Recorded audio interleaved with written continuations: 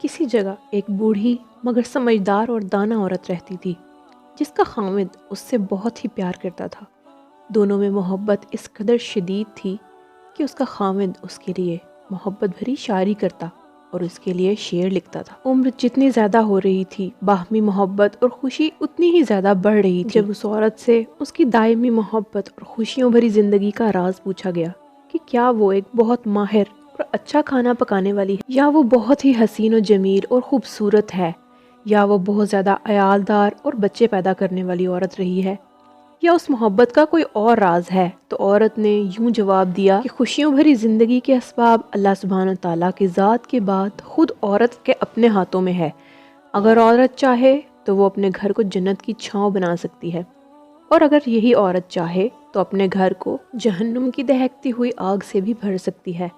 مت سوچئے کہ مال و دولت خوشیوں کا ایک سبب ہے۔ تاریخ کتنی مالدار عورتوں کی کہانیوں سے بھری پڑی ہے جن کے خاوند ان کو ان کے مال و متاع سمیت چھوڑ کر کنارہ کش ہو گئے، اور نہ ہی عیالدار اور بہت زیادہ بچے پیدا کرنے والی عورت ہونا کوئی خوبی ہے۔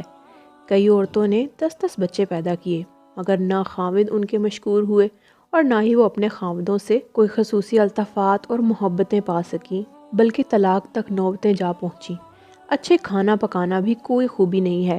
سارا دن کچن میں رہ کر مزے مزے کے کھانے پکا کر بھی عورتیں خاوند کے غلط معاملے کی شکایت کرتی نظر آتی ہیں اور خاوند کی نظروں میں اپنی کوئی عزت نہیں بنا پاتی۔ تو پھر آپ ہی بتا دیں اس پرسعادت اور خوشیوں بھری زندگی کا کیا راز ہے، اور آپ اپنے اور خاوند کے درمیان پیش آنے والے مسائل اور مشاکل سے کس طرح نپٹا کرتی تھیں؟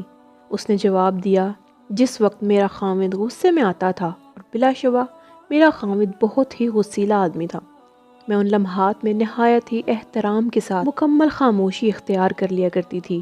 یہاں ایک بات واضح کر دوں کہ احترام کے ساتھ خاموشی کا یہ مطلب ہے کہ آنکھوں سے حقارت اور نفرت نہ جھلک رہی ہو، اور نہ ہی مذاق اور سخریہ پن دکھائی دے رہا ہو۔ آدمی بہت عقل مند ہوتا ہے، ایسی صورتحال اور ایسے معاملے کو بھانپ لیا کرتا ہے۔ اچھا، تو آپ ایسی صورتحال میں کمرے سے باہر کیوں نہیں چلی جایا کرتی تھیں؟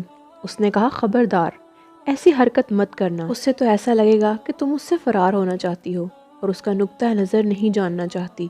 خاموشی تو ضروری ہے ہی، اس کے ساتھ ساتھ خاوند جو کچھ کہے اسے نہ صرف یہ کہ سننا بلکہ اس کے کہے سے اتفاق کرنا بھی اتنا ہی اشد ضروری ہے۔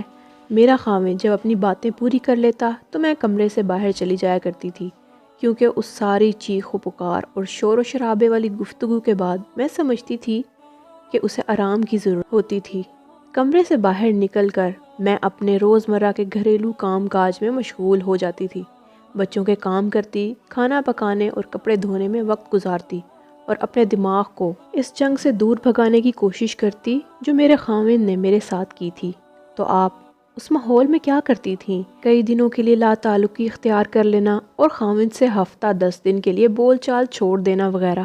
اس نے کہا، نہیں، ہرگز نہیں۔ بول چال چھوڑ دینے کی عادت انتہائی گھٹیا فعل ہے، اور خاوند کے ساتھ تعلق بگاڑنا دو رخی تلوار کی مانند ہے۔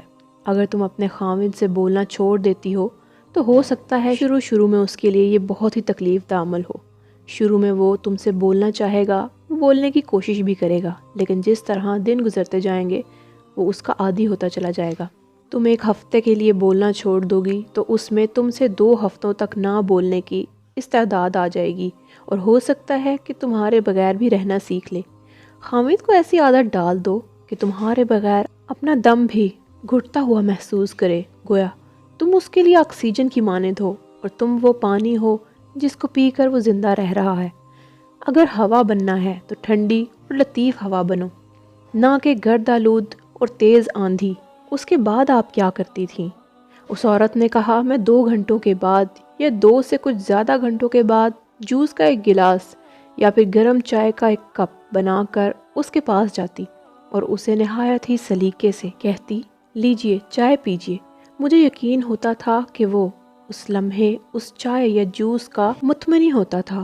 میرا یہ عمل اور اپنے خاوند کے ساتھ گفتگو اس طرح ہوتی تھی کہ گویا ہمارے درمیان کوئی غصے یا لڑائی والی بات ہوئی ہی نہیں، جبکہ اب میرا خاوند ہی مجھ سے اصرار کر کے بار بار پوچھتا تھا کہ کیا میں اس سے ناراض تو نہیں ہوں، جبکہ میرا ہر بار اس سے یہی جواب ہوتا تھا کہ نہیں، میں تو ہرگز ناراض نہیں ہوں۔ اس کے بعد وہ ہمیشہ اپنے درشت رویے کی معذرت کرتا تھا اور مجھ سے گھنٹوں پیار بھری باتیں کرتا تھا۔ تو کیا آپ اس کی ان پیار بھری باتوں پر یقین کر لیتی تھی؟ ہاں بالکل، میں ان باتوں پر بالکل یقین کرتی تھی۔ میں جاہل نہیں ہوں۔ کیا تم یہ کہنا چاہتی ہو کہ میں اپنے خاوند کی ان باتوں پر تو یقین کر لوں جو وہ مجھ سے غصے میں کہہ ڈالتا تھا، اور ان باتوں پر یقین نہ کروں جو وہ مجھے پرسکون حالت میں کرتا تھا؟ تم مجھ سے کیوں کر منوانا چاہتی ہو کہ میں اس کی غصے کی حالت میں کہی ہوئی باتوں پر یقین کر لیا کروں؟ تو پھر آپ کی عزت اور عزت نفس کہاں گئی؟ کاہے کی عزت اور کون سی عزت نفس؟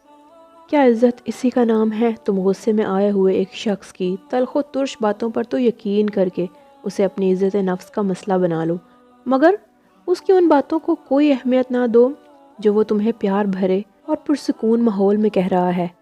میں فوراً ہی ان غصے کی حالت میں دی ہوئی گالیوں اور تلخ و ترش باتوں کو بھلا کر ان کی محبت بھری اور مفید باتوں کو غور سے سنتی تھی۔ جی ہاں، خوشگوار اور محبت بھری زندگی کا راز عورت کی عقل کے اندر موجود تو ہے، مگر یہ راز اس کی زبان سے بندھا ہوا ہے۔ ویڈیو پسند آئے تو ویڈیو کو لائک کیجیے اور ہمارے چینل اردو کائنات کو سبسکرائب بھی۔